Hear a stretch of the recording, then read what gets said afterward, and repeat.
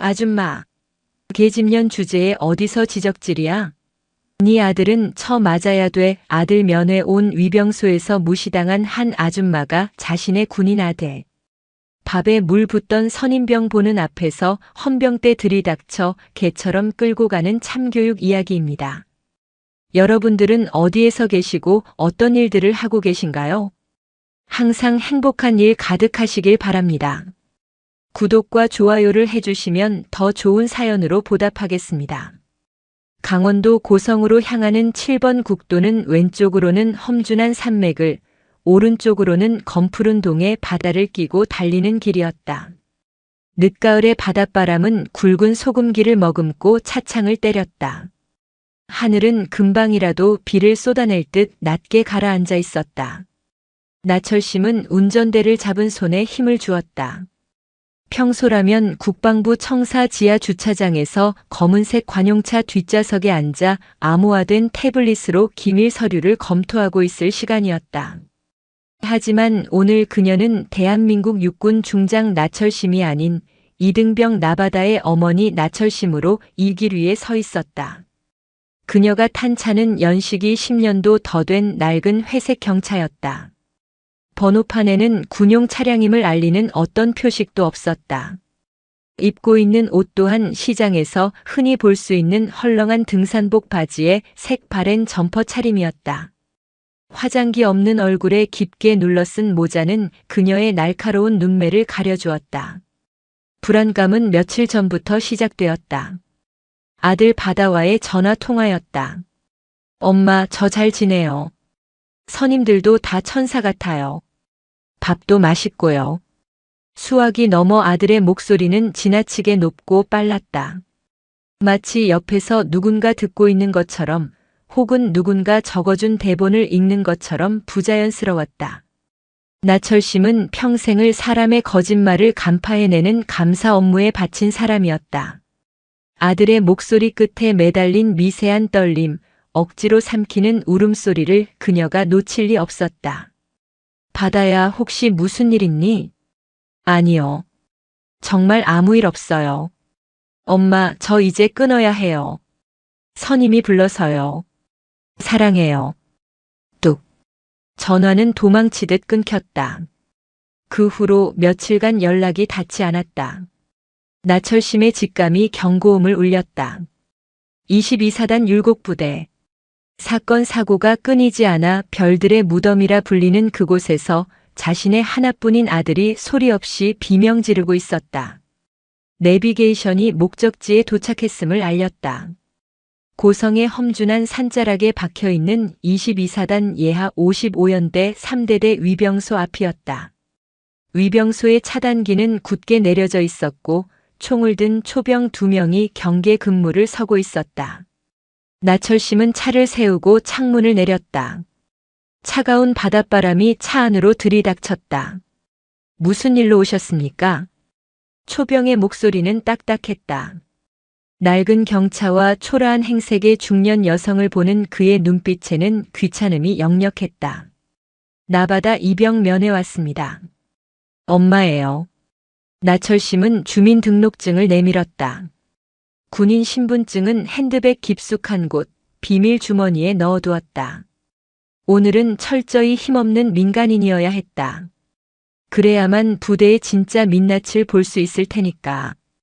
아, 신병 어머니시네. 잠시 대기하세요. 행정반에 확인해 봐야 합니다. 초병은 무전기를 들고 건들거리는 자세로 통신을 시도했다. 행정반. 위병소. 나바다 이병 면회객 도착. 차는 뭐 똥차 하나 끌고 왔는데. 그냥 들여보내. 초병의 말소리가 열린 창틈으로 고스란히 들려왔다. 똥차. 나철심의 눈썹이 꿈틀했다. 이것이 대한민국 군대가 국민을 대하는 태도인가. 그녀는 끓어오르는 화를 억누르며 핸들을 꽉 쥐었다. 예, 알겠습니다. 아주머니, 저기 오른쪽에 면회실 건물 보이시죠? 거기로 가서 기다리세요. 차는 아무데나 구석에 박아두시고요. 초병이 차단기를 올리며 손을 휘휘 저었다. 나철심은 대꾸 없이 엑셀을 밟았다. 덜덜거리는 엔진 소리와 함께 차가 영내로 진입했다. 부대 안은 스산했다. 건물 외벽의 페인트는 벗겨져 흉물스러웠고 연병장 구석에는 녹슨 드럼통들이 뒹굴고 있었다. 군단 예산 감사 때 분명 시설 보수비로 막대한 예산을 내려보냈을 텐데 그 돈은 다 어디로 갔단 말인가. 나철심의 눈빛이 매서워졌다. 단순한 면회가 아니었다. 이것은 암행 감찰의 시작이었다. 면회실 건물은 흡사 폐교를 연상케 했다. 입구에 들어서자 퀴퀴한 곰팡이 냄새와 오래된 라면, 국물 냄새가 코를 찔렀다. 내부는 어두침침했고 몇몇 면회객들이 병사들과 앉아 이야기를 나누고 있었다. 하지만 그들의 표정 또한 밝지만은 않았다. 이 부대를 감싸고 있는 무겁고 음습한 공기가 면회실 안까지 잠식하고 있는 듯 했다. 나철심은 구석진 테이블에 자리를 잡고 앉았다. 새벽부터 일어나 끓인 소고기무국과 아들이 가장 좋아하는 계란말이, 제육볶음이 담긴 보온 도시락을 테이블 위에 올려두었다. 시간이 흘렀다. 10분, 20분, 30분. 약속된 시간이 지났음에도 바다는 나타나지 않았다. 다른 병사들은 방송이 나오자마자 뛰어오는데 왜 내 아들만 보이지 않는가? 그때였다. 철문이 삐걱거리는 소리와 함께 열렸다. 나철심은 자리에서 벌떡 일어났다. 그리고 그 자리에서 얼어붙고 말았다. 들어오는 병사는 분명 자신의 아들 나바다였다. 하지만 그녀가 기억하는 해 맑게 웃으며 입대하던 건강한 청년은 그곳에 없었다. 살이 쏙 빠져 광대뼈가 도드라진 얼굴, 초점을 잃고 멍하게 풀린 눈동자, 그리고 무엇보다 걸음걸이가 기이했다. 왼쪽 다리를 질질 끌다시피 하며 들어오고 있었다. 군복 상의 소매 아래로 언뜻 보이는 손목에는 붉은 생채기가 가득했다. 바다야. 나철심의 목소리가 떨려 나왔다. 바다가 고개를 들어 어머니를 보았다. 반가움보다는 공포가 먼저 스쳐 지나가는 눈빛이었다. 그는 주위를 두리번거리며 마치 죄인처럼 쭈뼛쭈뼛 다가왔다. 어머니 오셨어요. 목소리는 갈라져서 거의 들리지 않았다. 나철심은 달려가 아들의 손을 잡았다. 손은 얼음장처럼 차가웠고 거칠게 터져 있었다. 다리가 왜 이래? 얼굴은 또 왜 이렇게 반쪽이 됐어? 무슨 일 있었니? 아닙니다. 작업하다가 좀 삐끗했어요. 밥도 잘 먹고 있어요. 진짜예요. 바다는 황급히 어머니의 손을 놓으며 뒤로 물러섰다. 그의 시선은 어머니가 아니라 면회실 입구 쪽을 향해 고정되어 있었다. 마치 포식자가 나타나기를 기다리는 초식동물처럼 온몸을 바들바들 떨고 있었다. 그때 면회실 입구에서 거친 군화 발소리가 들려왔다. 아이고, 우리 패급 나바다 이병님. 여기서 효도하고 계셨네. 비릿하고 소름 끼치는 목소리가 나철심의 등 뒤를 찔렀다. 나철심은 천천히 뒤를 돌아보았다. 2명의 군인이 짝다리를 짚고 서 있었다. 한 명은 전투복 상의를 풀어 헤치고 껄렁하게 서 있는 병장 장독기였고 다른 한 명은 그 옆에서 이쑤시개를 씹으며 비열하게 웃고 있는 상사 마수구였다. 장독기의 눈빛은 살기로 번들거렸고 마수구의 눈빛은 탐욕으로 번들거렸다. 그들은 인간이라기보다 먹잇감을 앞에 둔 하이에나 떼 같았다. 장독기가 성큼성큼 다가와 나철심이 앉아있던 테이블 모서리에 엉덩이를 걸치고 앉았다. 흙이 잔뜩 묻은 그의 군화발이 나철심이 정성스레 싸온 도시락통을 툭툭 건드렸다. 어머니 오셨나 보지. 인사 안 박냐 이 새끼야. 장독기가 바다를 향해 턱을 까딱거렸다. 바다는 감전된 사람처럼 자리에서 튀어 일어나 부동자세를 취했다. 충성. 병장 장독기님 안녕하십니까? 목소리 봐라. 여기가 안방이냐? 기어들어가는 소리하고 자빠졌네. 니네 엄마 앞이라고 지금 어리광불이냐? 장도끼는 낄낄거리며 바다의 정강이를 군화발로 걷어찼다. 아까 바다가 절뚝거리고 들어왔던 바로 그 달이었다. 윽. 바다가 짧은 비명을 삼키며 앞으로 고꾸라질 뻔했다. 테이블을 짚으며 간신히 버텼지만 고통으로 얼굴이 하얗게 질려 있었다. 나철심의 눈앞이 붉게 물들었다. 감찰단장으로서 수많은 부조리를 봐왔지만 내 아들이 내 눈앞에서 짓밟히는 것을 보는 것은 차원이 다른 고통이었다. 지금 뭐 하는 짓입니까? 나철심의 목소리는 낮고 단호했다. 평소 부하 장성들을 호령하던 위엄이 무의식 중에 배어나왔다.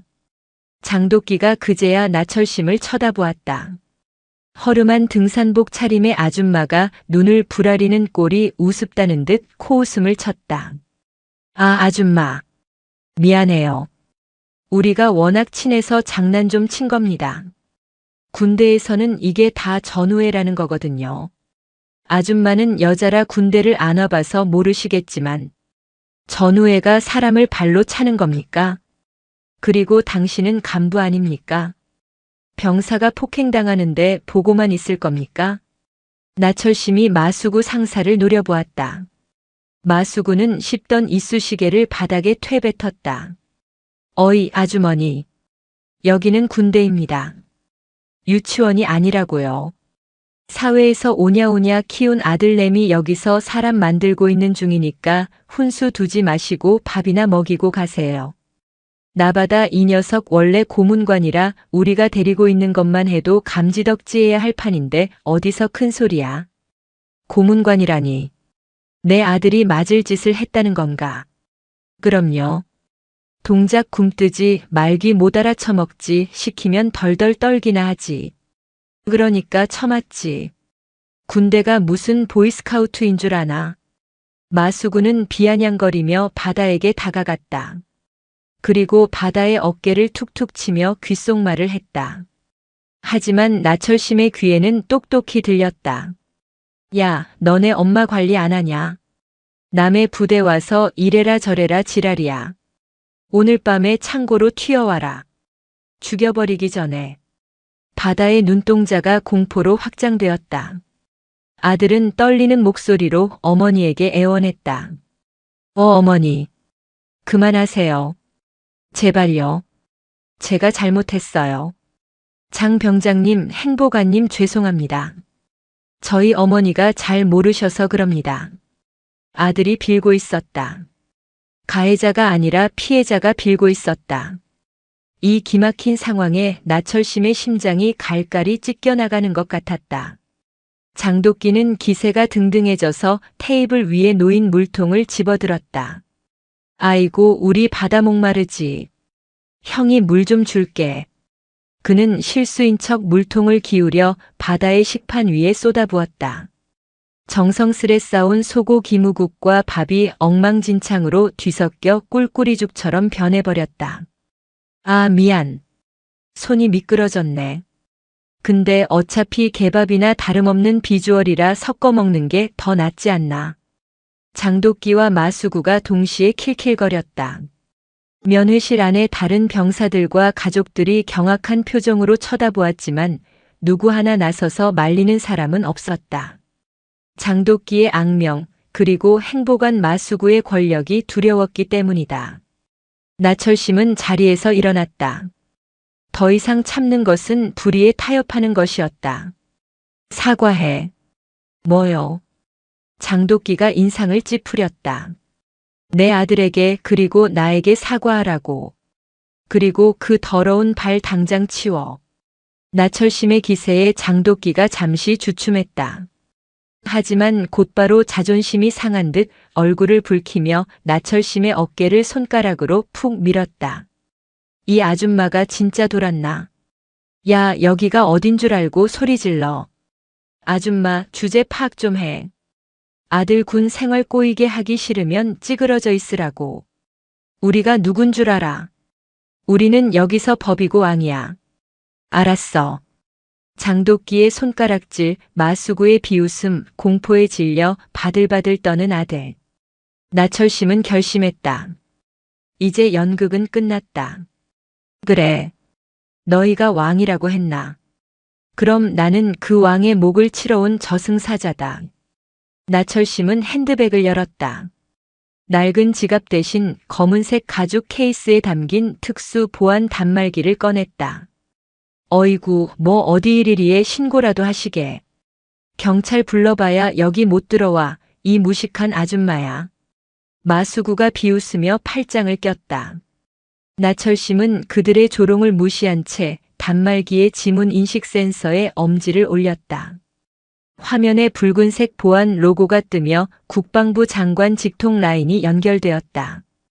통화 연결음은 단 한 번밖에 울리지 않았다. 예, 장관입니다. 나 단장, 주말에 무슨 급한 일입니까? 스피커폰이 아님에도 불구하고 조용한 면회실의 국방부 장관의 중후한 목소리가 또렷하게 울려 퍼졌다. 나철심은 차갑게 가라앉은 그러나 분노로 인해 서리빨처럼 날카로운 목소리로 대답했다. 장관님, 저 지금 고성 22사단 55연대 3대대 면회실에 와 있습니다. 제 아들 면회를 왔는데 아주 흥미로운 광경을 목격해서 보고드립니다. 나철심의 시선이 장도끼와 마수구를 천천히 훑었다. 두 사람은 장관이라는 단어와 나철심의 태도에서 무언가 잘못 돌아가고 있음을 직감했다. 하지만 여전히 설마 하는 표정이었다. 제 눈앞에서 병사 한 명이 다리를 절고 있습니다. 그런데 그 앞에서 선임병이라는 작자가 밥에 물을 붓고 부모가 보는 앞에서 정강이를 걷어차더군요. 옆에 있던 행정보급관은 맞을만해서 맞는 거라며 낄낄거리고 저보고 무식한 아줌마라며 꺼지라고 협박까지 했습니다. 뭐라고? 지금 그게 무슨 소리야? 나 단장 아들에게 그랬다는 건가? 수화기 넘어 장관의 목소리가 천둥처럼 커졌다. 예, 그렇습니다. 그리고 이들이 말하길 자신들이 이곳의 법이자 왕이라고 하더군요. 장관님, 대한민국 국군의 장관님보다 더 높은 왕이 고성 땅에 살고 있는 줄은 몰랐습니다. 이런 미친. 당장 대기해. 지금 즉시 조치하겠네. 나철심은 전화를 끊지 않았다. 대신 화면을 터치해 스피커폰으로 전환했다. 그리고 또 다른 번호를 눌렀다. 이번에는 합동참모의장이었다. 합참의장입니다. 나철심 중장입니다. 의장님, 지금 즉시 8군 단장과 22사단장에게 전파하십시오. 국방부 직할 국방청렴감사단장이 지금 55연대 3대대 면회실에서 대기 중이라고. 그리고 헌병대와 기무부대 급파하십시오. 10분 줍니다. 10분 안에 내 눈앞에 사단장 나타나지 않으면 내 직권으로 22사단 지휘권 정지시키겠습니다. 중장, 국방청렴감사단장. 그 단어들이 마수구의 고막을 때렸다. 마수구는 입에 물고 있던 이쑤시개를 떨어뜨렸다. 다리에 힘이 풀려 주저앉을 뻔했다. 그는 알고 있었다. 국방청렴감사단장이 어떤 자리인지. 별 3개 3스타. 그것도 그냥 별이 아니라 장군들의 목을 치는 저승사자. 야야. 장병장. 저 전화기. 저거 진짜야. 마수구의 얼굴이 백지장처럼 하얗게 질렸다. 장도끼는 아직 상황 파악이 덜 된 듯 멍청한 표정으로 서 있었다. 행보관님, 뭐가 진짜란 말입니까? 그냥 아줌마가 쇼하는 거 아닙니까? 닥쳐, 이 새끼야. 넌 죽었어.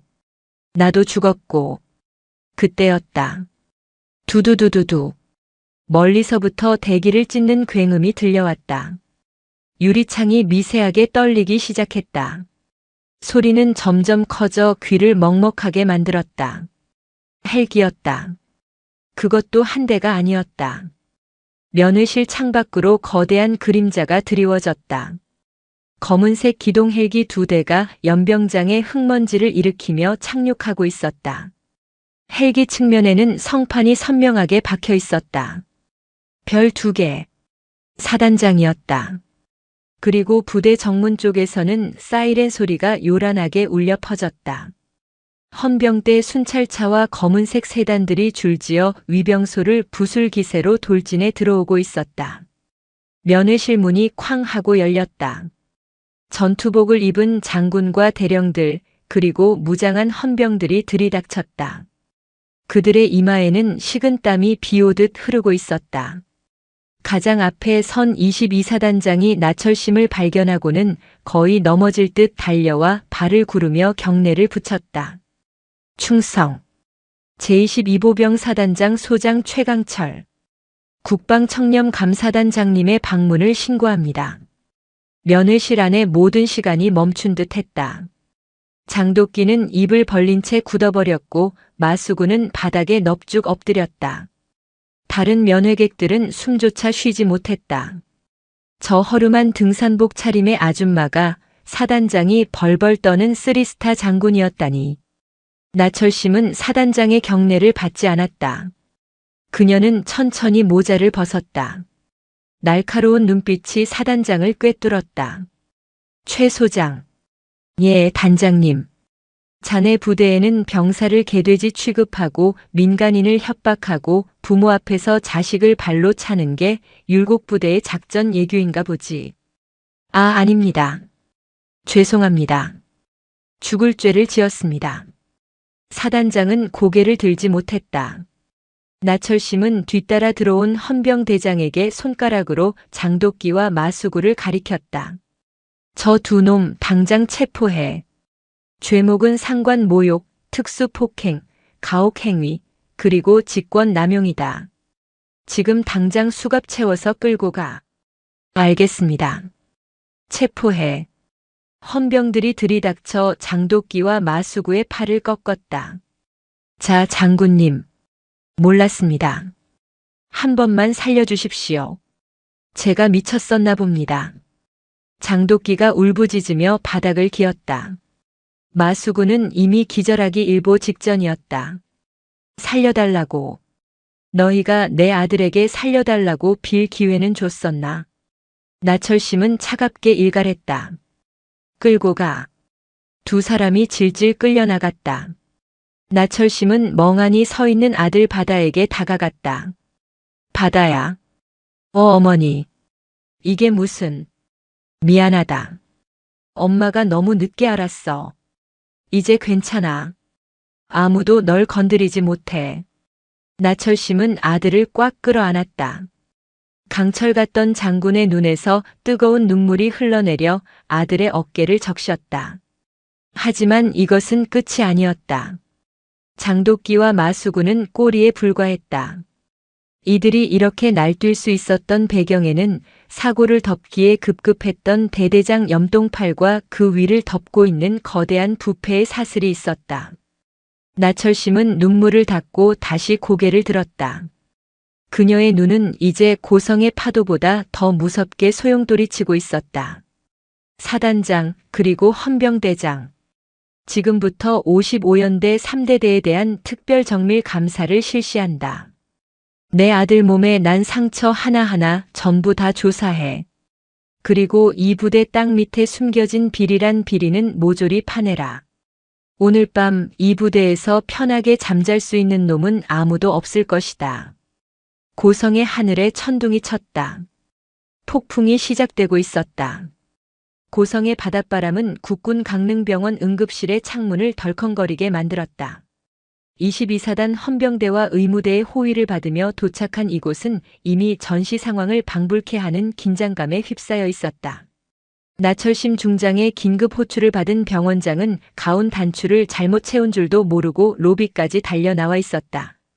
나철심은 응급처치실 앞 차가운 철제 의자에 앉아 있었다. 그녀의 시선은 굳게 닫힌 수술실 문 위, 붉게 빛나는 수술 중 램프에 고정되어 있었다. 그녀의 옆에는 국방부 청렴감사단 소속 수석 군의관인 김대령이 태블릿 PC를 든 채 침통한 표정으로 서 있었다. 단장님, 1차 정밀 검사 결과가 나왔습니다. 김대령의 목소리는 미세하게 떨리고 있었다. 그는 수십 년간 군 병원에서 숱한 부상병들을 봐온 베테랑이었지만 이번만은 차마 입을 떼기가 어려운 듯했다. 보고해. 의학적 소견 단 한 글자도 숨소리 하나도 빼지 말고 그대로. 나철심의 목소리는 동해의 심해처럼 깊고 어두웠다. 좌측 정강이뼈는 미세골절이 반복되어 뼈 자체가 기형적으로 변형되었습니다. 단순 타박상이 아닙니다. 군화 앞굽 같은 딱딱한 물체로 같은 부위를 수백 번 가격당한 흔적입니다. 그리고 김 대령이 마른 침을 삼켰다. 우측 갈비뼈 5번과 6번에 금이 갔다가 자연 치유된 흔적이 있습니다. 제때 치료받지 못해 뼈가 어긋난 채로 붙었습니다.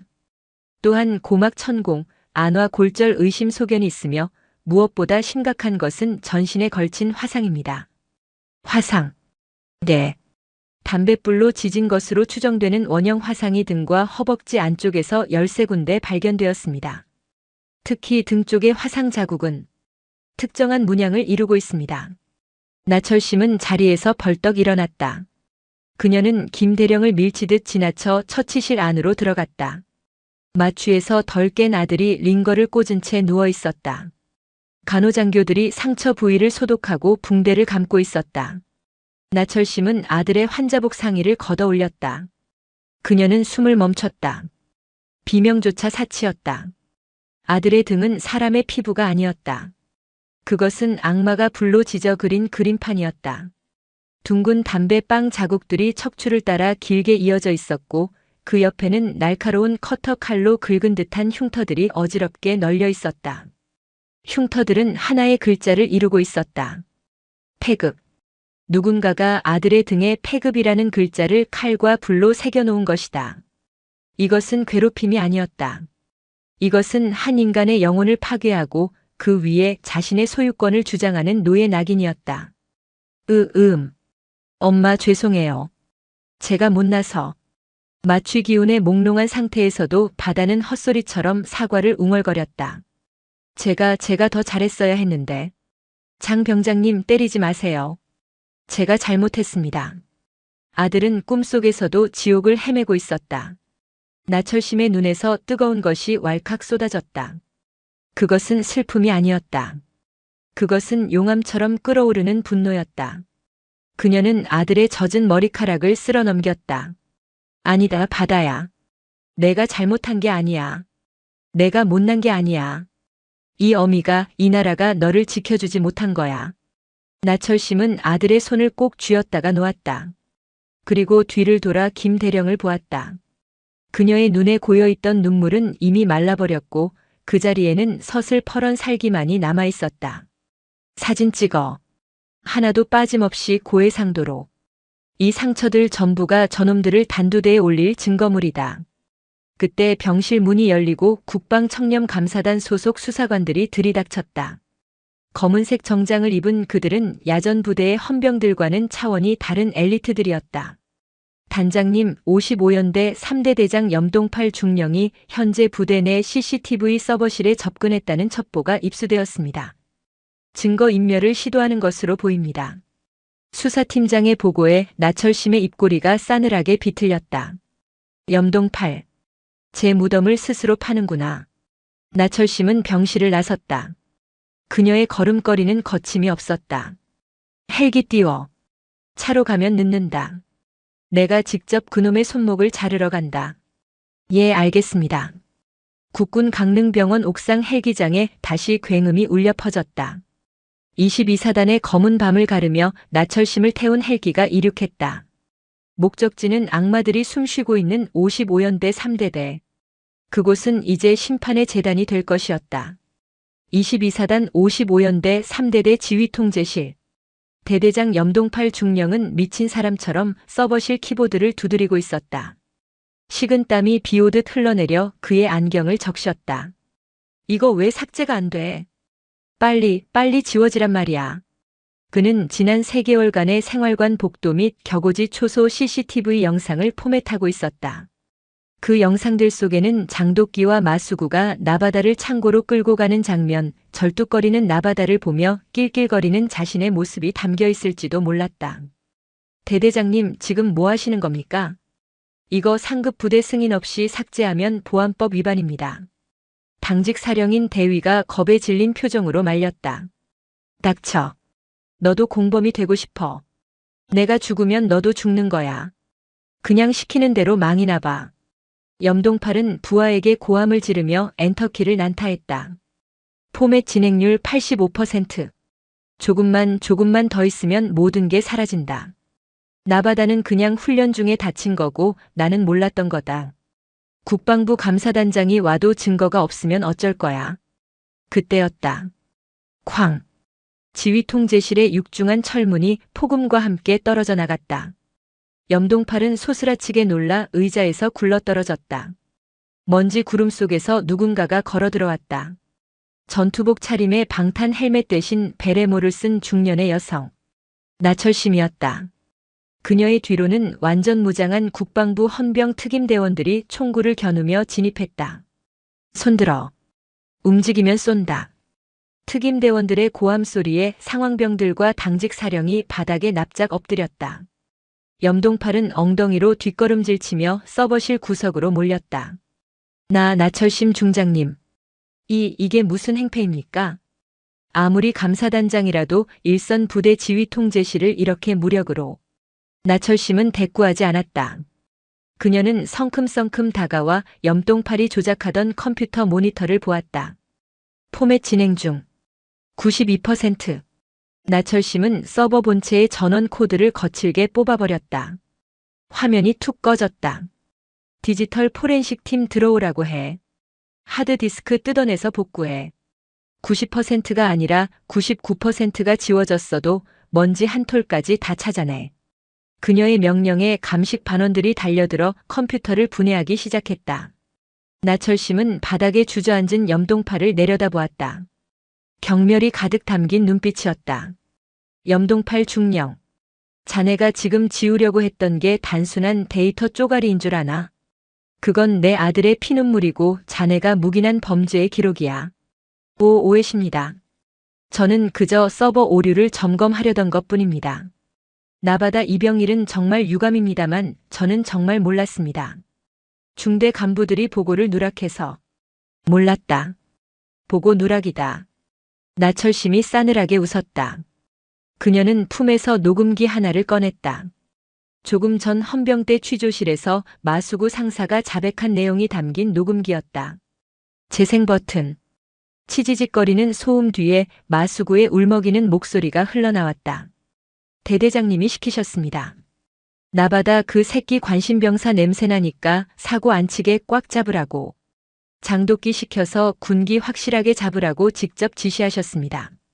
만약 걔 때문에 부대에 사고 나서 진급 누락되면 저희 다 죽여버린다고 하셨습니다. 염동팔의 얼굴이 흑빛으로 변했다. 거짓말입니다. 저놈이 살려고 저를 모함하는 겁니다. 아직도 입이 살았구나. 나철심은 손짓했다. 특임대원 2명이 밖에서 장독기 병장을 끌고 들어왔다. 장독기는 이미 공포에 질려 실성한 사람처럼 희죽거리고 있었다. 야, 장독기. 내가 말해봐. 대대장이 너한테 뭐라고 했지? 장독기가 염동팔을 보자마자 발작하듯 소리쳤다. 대대장님이 그러셨잖아요. 나바다 저 새끼 꼴 보기 싫으니까 눈에 안 띄게 하라고. 창고에 처박아 두고 교육 좀 시키라고. 넌 병사 관리 잘한다고 휴가증까지 주셨잖아요.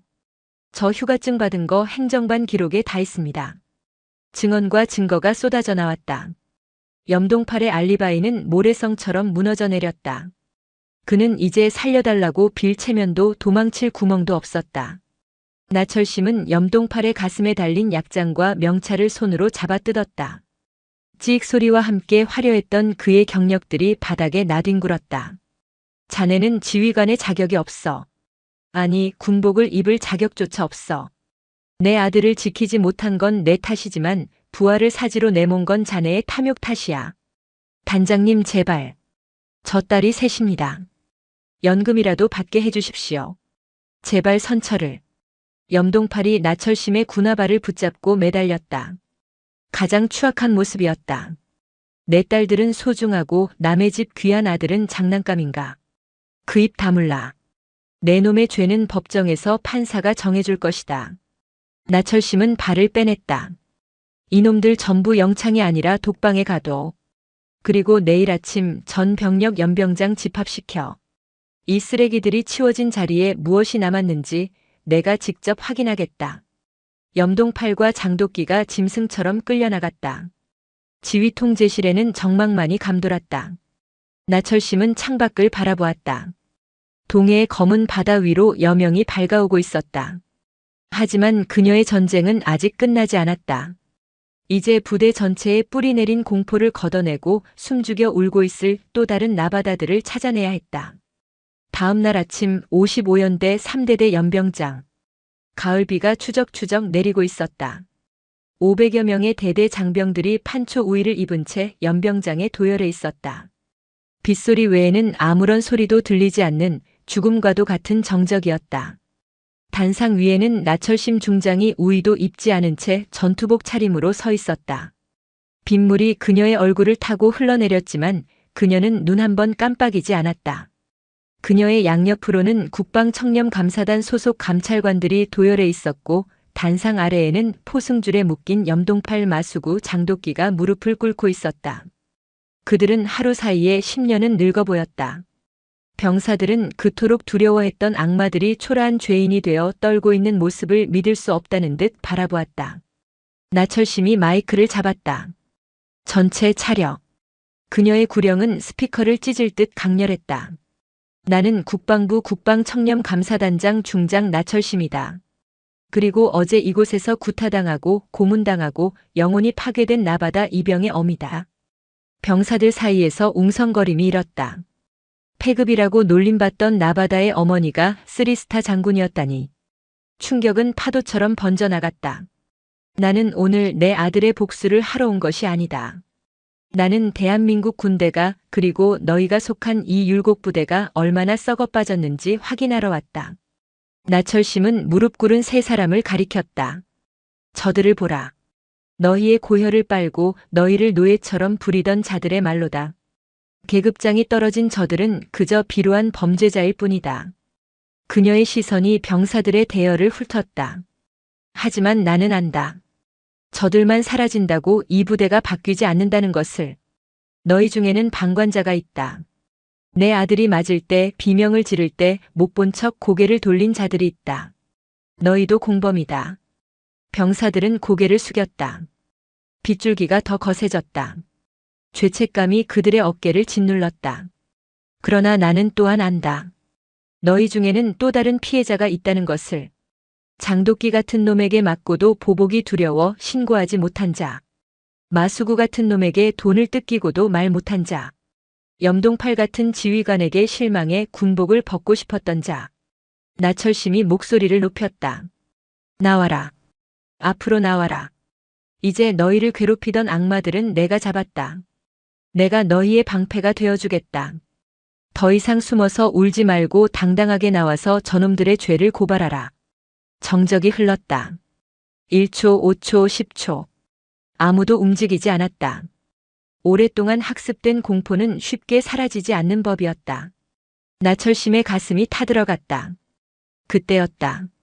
대열 가장 뒷줄 구석진 곳에서 한 병사가 손을 번쩍 들었다. 이병 김철수. 앞으로 나가겠습니다.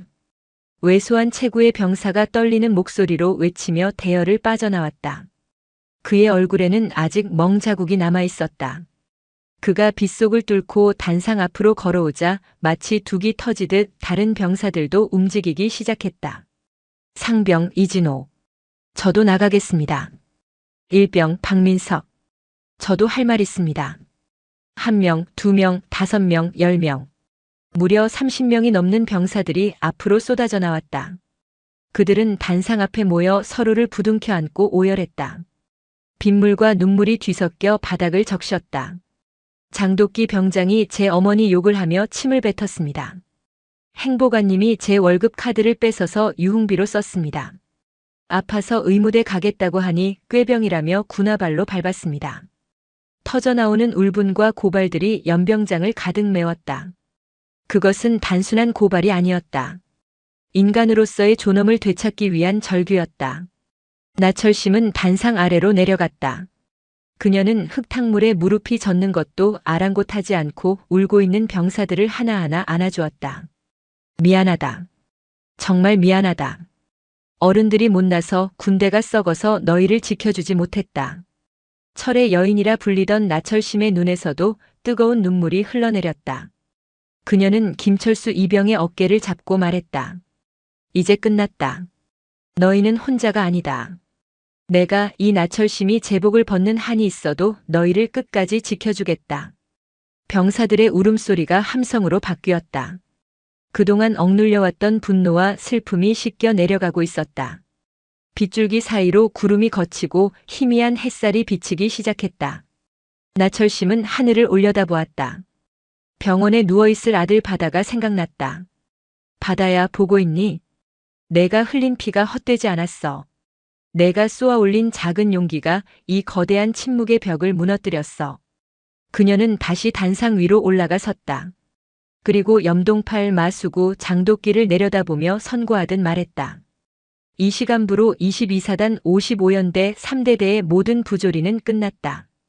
감찰관들은 즉시 전 장병 1:1 정밀 면담을 시작하라. 단 하나의 억울함도 남기지 마라. 이것은 명령이다. 충성. 병사들의 경례 소리가 고성의 산자락을 뒤흔들었다. 그것은 새로운 율곡부대의 탄생을 알리는 신호탄이었다. 하지만 나철심은 알고 있었다. 이것은 전투의 승리일 뿐 전쟁의 끝이 아니라는 것을. 서울에는 염동팔보다 더 교활하고 마수구보다 더 탐욕스러운 거물들이 그녀를 기다리고 있을 것이다. 그들은 이 사건을 정치적으로 이용하려 들 것이고 나철심을 끌어내리기 위해 온갖 모략을 꾸밀 것이다. 나철심은 주먹을 꽉 쥐었다.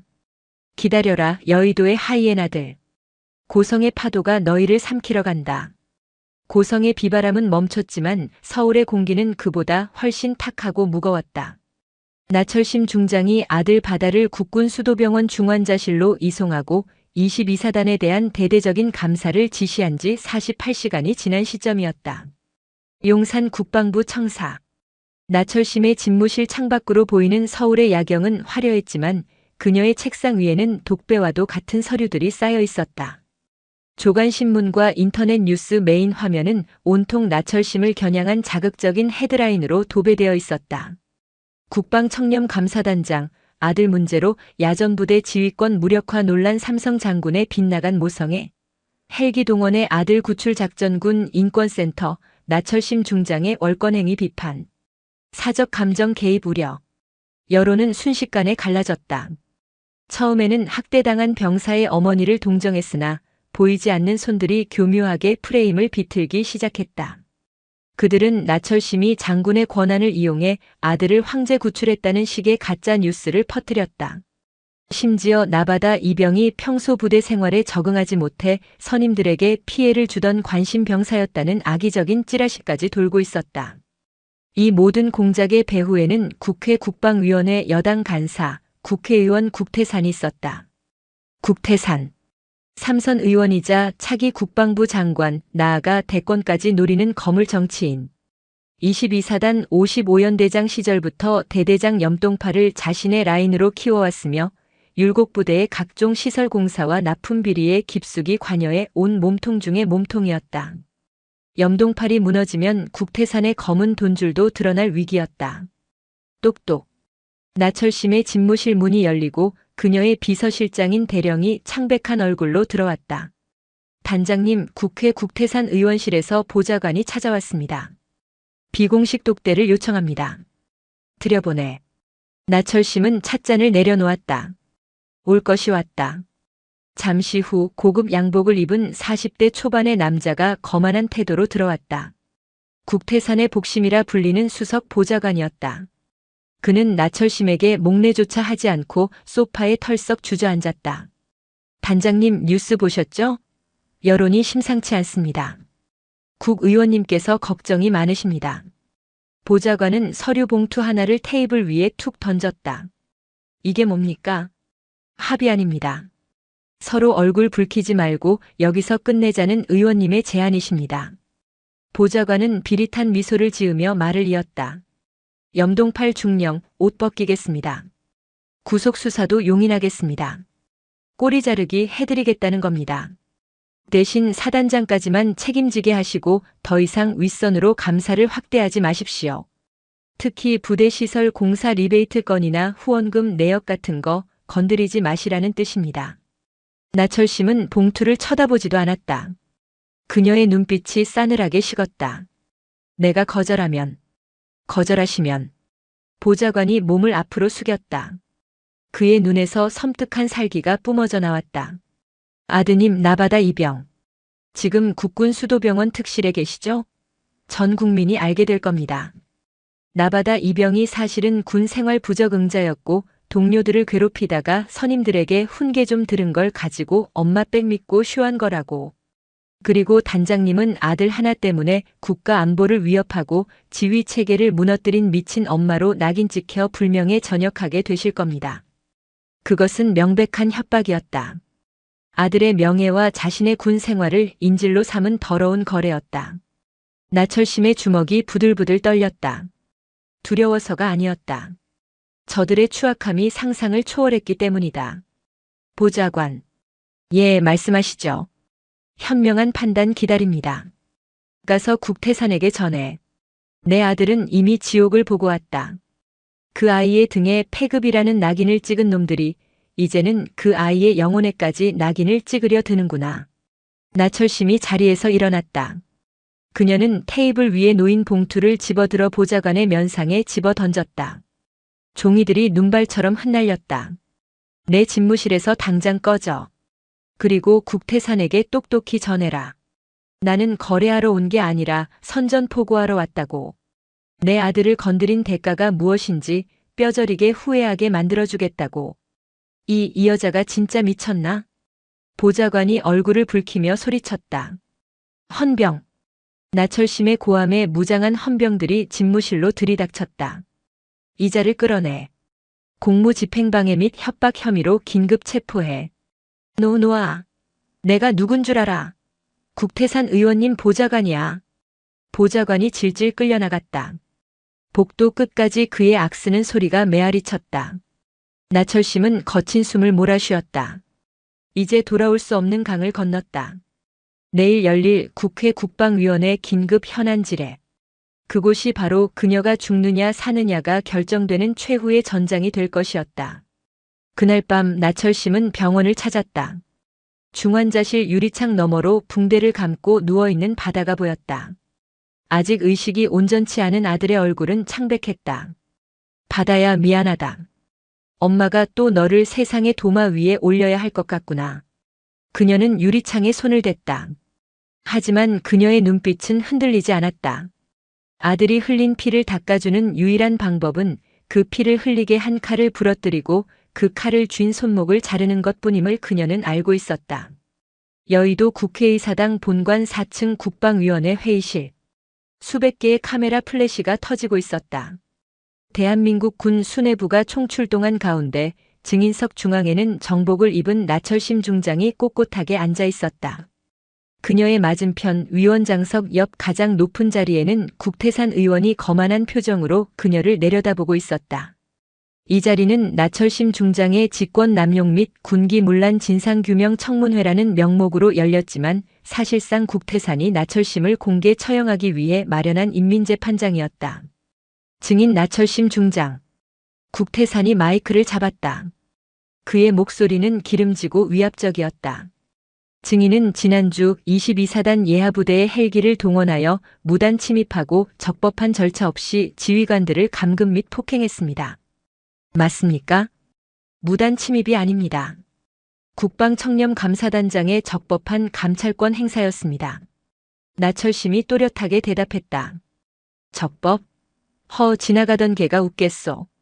솔직해집시다. 피해자가 증인의 아들이 아니었다면 헬기까지 띄웠겠습니까? 이건 명백한 엄마 찬스이자 권력형 비리 아닙니까? 국태산의 호통에 여당 의원들이 맞장구를 치며 야유를 보냈다. 카메라는 나철심의 표정 변화를 잡기 위해 클로즈업했다. 국태산은 회심의 미소를 지었다. 나철심이 당황하거나 감정적으로 대응하면 그것을 빌미로 옷을 벗길 생각이었다. 하지만 나철심은 침착했다. 그녀는 천천히 물 한 모금을 마시고 입을 열었다. 위원님 말씀대로입니다. 제 아들이 아니었다면 제가 그 시간에 그곳에 있지 않았을 겁니다. 장내가 술렁였다. 혐의를 인정하는 것인가? 국태산의 눈이 번뜩였다. 하지만 제가 헬기를 띄운 것은 내 아들을 구하기 위해서만이 아닙니다. 저는 그곳에서 대한민국 군대가 썩어 문드러진 지옥을 보았기 때문입니다. 지옥? 과장이 심하시군. 요즘 군대가 어떤 세상인데?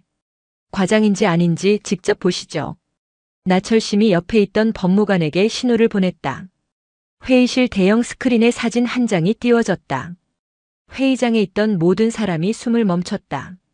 셔터 소리마저 멈췄다. 그것은 나바다의 등 사진이었다. 담뱃불로 지져진 13개의 화상 자국, 그리고 칼로 새겨진 패급이라는 글자. 붉고 검게 엉겨붙은 상처는 너무나 끔찍해서 차마 눈뜨고 볼 수 없을 지경이었다. 이것이 위원님이 말씀하시는 요즘 군대의 실상입니다. 제 아들 나바다의 등입니다. 이게 훈련하다 생긴 상처입니까? 이게 전우회입니까? 국태산의 얼굴이 일그러졌다. 여론이 흔들리는 것이 느껴졌다. 그는 황급히 말을 돌렸다. 개별적인 가혹 행위는 유감입니다만 그건 염동팔 중령과 해당 병사들의 일탈이지 군 전체의 문제는 아니지 않습니까? 그걸 빌미로 사단장 목을 치고 정치 공세를 하는 건 염동팔 중령의 일탈? 나철심이 국태산의 말을 끊었다. 그녀의 눈빛이 매서워졌다. 염동팔은 일탈을 한 게 아닙니다. 상납을 한 겁니다. 뭐요? 상납? 여기 두 번째 증거가 있습니다. 나철심이 서류 뭉치를 들어보였다. 국방부 디지털 포렌식 팀이 복구해낸 염동팔의 비밀 장부와 통화 녹취록이었다. 염동팔 중령은 지난 2년간 부대 시설 보수비, 식자재비 등 15억 원을 횡령했습니다. 그리고 그 돈의 70%가 차명 계좌를 통해 누군가에게 흘러들어갔습니다. 염동팔은 제게 자백했습니다. 이 돈을 바치고 진급을 보장받기로 했다고. 그리고 부대 내 가혹 행위를 덮은 것도 사고가 나면 진급에 방해가 되어 그분께 누를 끼칠까봐 그랬다고요. 국태산의 손이 떨리기 시작했다. 그게 누구요? 근거 없는 의혹 제기는 명예훼손이요. 나철심은 마이크를 잡은 손에 힘을 주었다. 그분의 이름은 바로 이 자리에 계십니다. 국방위원 국태산 의원님. 이 여자가 미쳤나? 증거 있어. 증거 있냐고. 국태산이 자리를 박차고 일어나 고함을 질렀다. 회의장은 아수라장이 되었다. 기자들이 플래시를 미친 듯이 터뜨렸다. 여기 염동팔 중령이 의원님 보좌관과 통화한 녹취록이 있습니다. 이번에도 3억 보냈습니다. 의원님께 잘 말씀드려 주십시오. 그리고 의원님의 차명 계좌로 입금된 내역까지 전부 확보했습니다. 나철심은 스크린에 계좌 이체 내역과 녹취록 스크립트를 띄웠다. 빼도 박도 못할 증거였다. 이것은 단순한 가혹 행위 사건이 아닙니다. 권력욕에 눈이 먼 정치 군인과 돈에 눈이 먼 부패한 정치인이 결탁하여 대한민국 청년들의 고열을 빤 권력형 비리 게이트입니다. 내 아들 나바다는 그리고 고성 땅에서 신음하던 수많은 병사는 당신들의 탐욕을 채우기 위한 재물이었던 겁니다. 나철심의 사자후가 회의장을 뒤흔들었다. 국태산은 다리에 힘이 풀려 의자에 주저앉았다. 그의 정치 생명이 끝나는 순간이었다. 하지만 나철심은 여기서 멈추지 않았다. 마지막으로 보여드릴 게 있습니다. 그녀는 테이블 아래에서 붉은 보자기에 쌓인 상자를 꺼냈다. 이것은 제 아들 나바다의 진술서가 아닙니다. 그녀는 상자를 뒤집어 수백 장의 편지와 진술서를 테이블 위에 쏟아부었다. 제가 22사단을 감사하며 찾아낸 또 다른 피해 병사 30명의 피 묻은 진술서입니다. 김일병, 최상병, 박이병. 이들의 부모는 장군이 아닙니다. 국회의원도 아닙니다. 평범한 시장 상인, 회사원, 농부입니다. 그래서 이 아이들은 맞아도 돈을 뺏겨도 어디 하소연할 곳이 없었습니다. 나철심의 눈에 눈물이 고였다. 제가 헬기를 띄우지 않았다면, 제가 미친 엄마 소리를 들으며 국태산 의원과 맞서지 않았다면 이 아이들은 지금도 지옥 속에 있었을 겁니다. 저는 제 아들 하나를 구한 게 아닙니다. 저는 대한민국의 아들들을 구한 겁니다. 저를 파면하시겠다면 하십시오. 하지만 이 진실만은 덮을 수 없을 겁니다. 나철심이 거수경례를 올렸다. 이상입니다. 정적이 흘렀다. 그리고 잠시 후 방청석 뒤쪽에서 박수 소리가 터져 나왔다. 피해 병사들의 부모들이었다. 박수 소리는 삽시간에 회의장 전체로 퍼져나갔다. 여당 의원들조차 고개를 숙였고 국태사는 얼굴을 감싸쥐었다. 진실의 저울은 완전히 기울었다. 국회 청문회가 끝난 직후 대한민국은 발칵 뒤집혔다. 검찰 특수부는 국태산 의원의 집무실과 자택을 압수수색했다. 염동팔 중령의 진술과 나철심이 제출한 증거는 너무나 명백하여 국태산은 빠져나갈 구멍이 없었다. 그는 뇌물수수, 정치자금법 위반, 직권남용 혐의로 구속영장이 청구되었다. TV 뉴스에서는 국태산이 포승줄에 묶여 검찰청으로 들어가는 모습이 생중계되었다. 혐의를 인정하십니까? 라는 기자들의 질문에 그는 아무 말도 하지 못한 채 고개를 떨구었다. 천하를 호령하던 거물 정치인의 초라한 몰락이었다. 22사단장 최강철 소장 역시 지휘 책임과 직무유기 혐의로 보직 해임되어 불명예 전역했다. 염동팔 중령은 군사법원에서 징역 15년을, 마수구 상사와 장도끼 병장은 각각 징역 10년과 7년을 선고받았다. 재판부는 국가의 의무를 다하러 온 청년들을 사리사욕의 도구로 삼고 인격을 말살한 죄는 그 어떤 변명으로도 용서받을 수 없다며 엄벌을 내렸다. 며칠 후 국군 수도병원. 나철심은 가벼운 사복 차림으로 병실을 찾았다. 중환자실에서 일반 병실로 옮긴 바다는 침대 헤드에 기대어 앉아 있었다. 붓기는 많이 빠졌지만 아직 얼굴 곳곳에 남은 흉터가 마음을 아프게 했다. 엄마. 바다가 링거 꽂은 손을 들어 어머니를 반겼다. 뉴스 봤어요. 엄마가. 다 하셨더라고요. 바다의 눈시울이 붉어졌다. 그는 TV를 통해 어머니가 국회에서 사자후를 토하는 모습을, 자신의 찢어진 등을 세상에 공개하며 절규하는 모습을 모두 보았다. 부끄럽지는 않았니? 내 상처를 다 보여줘서. 나철심이 조심스럽게 물었다. 바다는 고개를 저었다. 아니요. 시원했어요. 제 등에 찍힌 낙인이 이제는 저놈들의 이마에 찍힌 죄수 번호가 되었잖아요. 바다가 옅게 웃었다. 그리고 엄마가 보여준 그 진술서들. 제 동기들 거 맞죠? 철수랑 민석이. 그래. 그 녀석들이 너한테 고맙다고 전해달라더라. 내가 아니었으면 평생 숨도 못 쉬고 살았을 거라고. 제가 한 게 아니에요. 엄마가 하신 거죠. 아니야. 내가 버텨준 덕분이야. 내가 살아있어줘서 엄마가 싸울 수 있었던 거야. 나철심은 아들의 손을 잡고 이마에 갖다 대었다. 따뜻한 체온이 전해져 왔다. 지옥 같던 지난 몇 달의 시간이 주마등처럼 스쳐 지나갔다. 엄마. 응?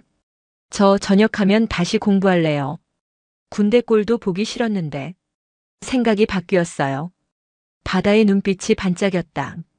저 같은 피해자가 다시는 안 나오게 하려면 힘이 있어야 할 것 같아요. 법 공부해서 군 인권 변호사가 되고 싶어요. 엄마는 안에서 썩은 살을 도려내시고 저는 밖에서 억울한 병사들을 지켜주고요. 나철심은 놀란 눈으로 아들을 바라보았다. 그토록 유약해 보였던 아들이 어느새 폭풍우를 견디고 단단한 거목으로 성장해 있었다. 그래. 아주 좋은 생각이구나. 엄마보다 훨씬 훌륭한 사람이 될 거야. 나철심은 아들을 꽉 끌어안았다. 창밖으로 따스한 가을 햇살이 쏟아져 들어왔다. 병실 안의 공기는 더 이상 차갑지 않았다. 그날 오후 나철심은 다시 국방부로 복귀했다. 그녀의 책상 위에는 대통령의 친필 서명이 담긴 임명장이 놓여 있었다. 국방개혁위원회 위원장 중장 나철심. 단순한 감찰단장을 넘어 대한민국 군대 전체의 시스템을 뜯어고칠 전권을 부여받은 것이다. 여론의 전폭적인 지지와 피해 병사 가족들의 탄원이 만들어낸 결과였다. 나철심은 창밖을 바라보았다. 서울의 하늘은 맑게 개어 있었다. 하지만 그녀는 알고 있었다. 22사단의 비리는 빙산의 일각일 뿐이라는 것을. 아직도 전국의 수많은 부대에서 보이지 않는 곳에서 신음하고 있을 또 다른 나바다들이 있다는 것을. 그녀는 전투복 상의를 입고 지퍼를 끝까지 올렸다. 베레모를 쓰고 거울 속에 자신을 바라보았다. 이제 시작이다. 나철심은 집무실을 나섰다. 그녀의 군화 소리가 복도를 울렸다. 그것은 썩은 환부를 향해 다가가는 집도이의 발걸음이자 어둠을 걷어내려가는 아침 해의 행진이었다. 고성의 파도는 잠잠해졌지만 나철심이라는 거대한 해일은 이제 막 대한민국을 덮치려 하고 있었다. 겨울이 지나고 봄이 오듯 대한민국 군대에도 거대한 해빙기가 찾아왔다. 나철심 중장이 국방개혁위원장으로 취임한 지 3년이라는 시간이 흘렀다. 그 3년은 군내의 부패 세력에게는 혹독한 빙하기였으나 힘없는 병사들에게는 따스한 봄볕과도 같은 시간이었다. 용산 국방부 별관 국방개혁위원회 위원장실. 나철심은 창밖으로 보이는 남산을 바라보며 따뜻한 차를 한 모금 마셨다. 그녀의 머리카락에는 어느새 흰 눈이 조금씩 내려앉아 있었지만 눈빛만은 여전히 3년 전 고성 앞바다의 파도처럼 푸르고 깊었다. 책상 위에는 두툼한 보고서가 놓여 있었다. 표지에는 군 인권 개선 및 병영 문화 혁신 최종 성과 보고라는 제목이 적혀 있었다. 나철심의 칼날은 매서웠다. 그녀는 취임 직후 원 스트라이크 아웃 제도를 도입했다. 병사에 대한 구타, 폭언, 금품 갈취가 적발될 경우 지휘 고하를 막론하고 즉시 옷을 벗기는 강력한 제도였다. 처음에는 간부들의 반발이 심했다. 지휘권을 위축시킨다. 군 기강이 해이해진다는 볼멘 소리가 터져나왔다. 하지만 나철심은 물러서지 않았다. 사람을 때려서 세우는 기강은 조폭의 규율이지 군대의 기강이 아니다. 그녀의 일갈과 함께 수십 명의 부패한 별들이 떨어졌고 수백 명의 간부가 징계위원회에 회부되었다. 22사단 사건의 주범이었던 국태산 전 의원과 염동팔 전 중령은 여전히 차가운 감방에서 죗값을 치르고 있었다. 그들이 수감되었다는 소식은 군 전체에 강력한 경고 메시지가 되었다. 아무리 높은 권력도 아무리 튼튼한 동아줄도 나철심의 칼날 앞에서는 무용지물이라는 것을 모두가 깨달았다. 이제 군대에서는 병사들이 휴대전화를 자유롭게 사용하며 부당한 지시를 녹음하고 익명신고 앱을 통해 실시간으로 고충을 토로했다. 더 이상 패급이라는 단어는 병영 내에서 금기어가 되었다. 나철심은 보고서의 마지막 장을 넘겼다. 그곳에는 그녀가 가장 아끼는 통계가 있었다. 군 내 자살 사고율 및 가혹 행위 신고 건수 역대 최저치 기록. 그녀는 펜을 들어 서명란에 자신의 이름을 적어 넣었다. 꾹꾹 눌러 쓴 글씨에서 지난 3년의 고뇌와 보람이 묻어났다. 단장님, 아니 위원장님. 비서실장이 들어와 조심스럽게 말을 건넸다. 오늘 오후 일정 잊지 않으셨죠? 나철심이 고개를 들며 미소 지었다. 잊을 리가 있나. 내 인생에서 가장 중요한 날인걸. 그녀는 자리에서 일어나 정복 재킷을 걸쳤다. 가슴에 달린 훈장들이 찰랑거리는 소리를 냈다. 오늘은 그녀가 군복을 벗는 저녁식이 있는 날이자 아들 나바다가 새로운 시작을 알리는 날이었다. 같은 시각 서울 서초동 대법원 대강당. 수백 명의 예비 법조인들이 검은색 법복을 입고 엄숙하게 서 있었다. 신임 변호사 자격 수여식 및 선서식이 진행되고 있었다. 그 무리의 가장 앞줄, 맑은 눈빛을 가진 청년이 서 있었다. 나바다였다. 그는 3년 전 병실에 누워 어머니에게 했던 약속을 지켰다. 뼈를 깎는 고통 속에서 재활 치료를 받으면서도 손에서 책을 놓지 않았다. 악몽이 찾아올 때마다 법전을 펼쳤고 다리가 쑤실 때마다 판례집을 외웠다. 그에게 법 공부는 단순한 학문이 아니라 자신과 같은 피해자들을 구원하기 위한 무기 닦기였다. 선서. 대표 선서자가 선창하자 나바다도 오른손을 들었다. 소매 아래로 언뜻 보이는 손목의 흉터가 눈에 들어왔다. 하지만 그는 더 이상 그 흉터를 가리지 않았다. 나는 인권을 옹호하고 사회 정의를 실현함을 사명으로 한다. 나바다의 목소리는 강당을 울릴 정도로 힘찼다. 고성 면회실에서 장독기 앞에서 벌벌 떨던 그 유약한 이등병은 이제 없었다. 지옥불을 견디고 단련된 강철 같은 법조인만이 그곳에 서 있었다. 식이 끝나고 강당 밖으로 나오자 익숙한 얼굴들이 그를 기다리고 있었다. 형. 아니, 이제 변호사님이라고 불러야 하나? 김철수였다. 22사단 연병장에서 가장 먼저 손을 들고 나왔던 그 용기 있는 병사. 이제는 복학하여 어엿한 사회인이 된 그가 꽃다발을 들고 서 있었다. 그 옆에는 박민석, 이진호 등 22사단 생존자 모임 친구들이 환하게 웃고 있었다. 야, 무슨 변호사님이야. 그냥 형이지. 나바다는 쑥스러운 듯 웃으며 친구들과 어깨동무를 했다. 축하한다, 바다야. 친구들 뒤로 중후한 목소리가 들렸다. 나철심이었다. 저녁식을 마치고 바로 달려온 그녀는 사복 차림이었다. 화려한 장군의 정복보다 어머니라는 이름의 평상복이 그녀에게는 더 잘 어울렸다. 어머니. 나바다가 달려가 어머니를 안았다. 고생했다, 내 아들. 정말 고생했어. 나철심은 훌쩍 자란 아들의 등을 두드려 주었다. 어머니도요. 35년 군 생활 정말 존경합니다. 두 사람은 서로를 바라보며 웃었다.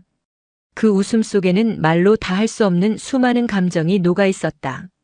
일주일 후 강원도 고성. 나철심과 나바다는 다시 7번 국도 위에 있었다. 낡은 경차가 아니라 바다가 첫 월급을 타서 렌트한 하얀색 승용차였다. 운전대는 바다가 잡았다. 어머니, 기분 어떠세요? 민간인이 되신 기분이요. 글쎄다.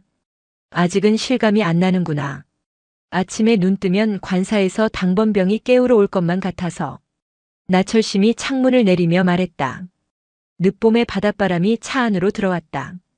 3년 전 비가 쏟아지던 그날의 차가운 바람과는 달리 오늘의 바람은 부드럽고 따뜻했다. 차는 구불구불한 해안 도로를 지나 22사단 55연대 3대대 위병소 앞에 도착했다. 위병소의 풍경은 3년 전과 완전히 달라져 있었다. 녹슨 철문은 사라지고 깔끔한 자동화 시스템이 갖춰져 있었고 무엇보다 초병들의 표정이 밝았다. 낡고 칙칙했던 위병소 건물 벽면에는 병사들이 직접 그린 벽화가 그려져 있었다. 방문 목적이 어떻게 되십니까? 초병이 밝은 목소리로 물었다. 나바다 변호사입니다. 그리고 이분은 제 어머니시고요. 부대 개방 행사에 초대받아서 왔습니다. 아, 변호사님, 기다리고 있었습니다. 대대장님이 안에서 대기 중이십니다. 충성. 초병이 씩씩하게 경례를 붙였다. 나철심은 습관적으로 손을 올리려다 멈추고 인자한 미소로 고개를 끄덕였다. 부대 안으로 들어서자 놀라운 광경이 펼쳐졌다. 연병장에는 잔디가 깔려 있었고 병사들이 삼삼오오 모여 족구를 하거나 벤치에 앉아 책을 읽고 있었다. 과거 음습한 기운이 감돌던 막사는 리모델링되어 깨끗한 현대식 건물로 탈바꿈해 있었다. 나바다의 시선이 본능적으로 막사 뒤편을 향했다. 그곳에는 그를 지옥으로 몰아넣었던 창고가 있었다. 장도끼와 마수구가 그를 끌고 가서 불로 지지고 때리던 그 공포의 공간. 하지만 창고는 온데간데 없었다. 그 자리에는 아담한 2층짜리 건물이 들어서 있었다. 입구에는 율곡 북카페 앤드마음 치유센터라는 간판이 걸려 있었다. 어서 오십시오. 환영합니다. 새로 부임한 대대장과 주임원사가 달려 나와 두 사람을 맞이했다. 세상에, 부대가 몰라보게 변했군요. 나철심이 감탄하며 말했다. 다 전임 위원장님 덕분입니다. 위원장님이 내려보내주신 예산으로 가장 먼저 저 창고부터 밀어버렸습니다. 그리고 병사들이 쉴 수 있는 공간을 만들었죠. 대대장의 안내를 받아 북카페 안으로 들어갔다. 은은한 커피 향과 조용한 음악이 흐르고 있었다. 병사들이 편안한 소파에 기대어 쉬고 있는 모습은 과거의 3대대에서는 상상조차 할 수 없는 풍경이었다. 나바다는 2층 테라스로 나갔다. 그곳에서는 동해 바다가 한눈에 내려다 보였다. 여기였어요. 바다가 난간을 잡으며 말했다. 네.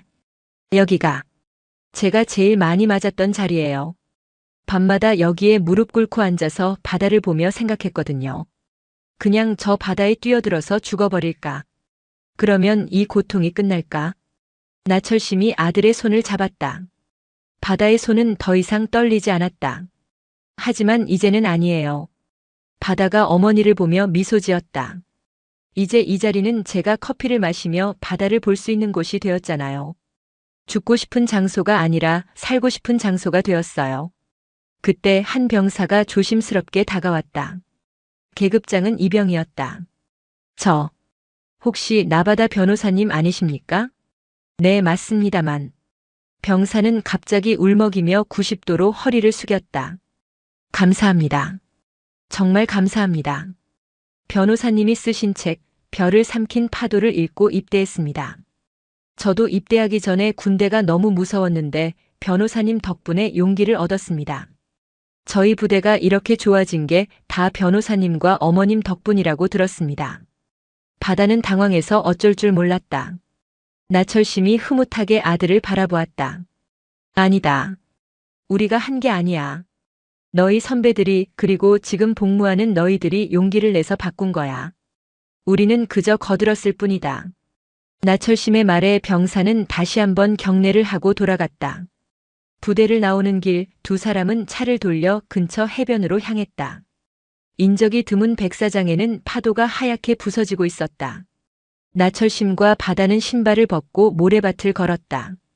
차가운 바닷물이 발가락 사이를 간지럽혔다. 엄마. 응. 행복하세요?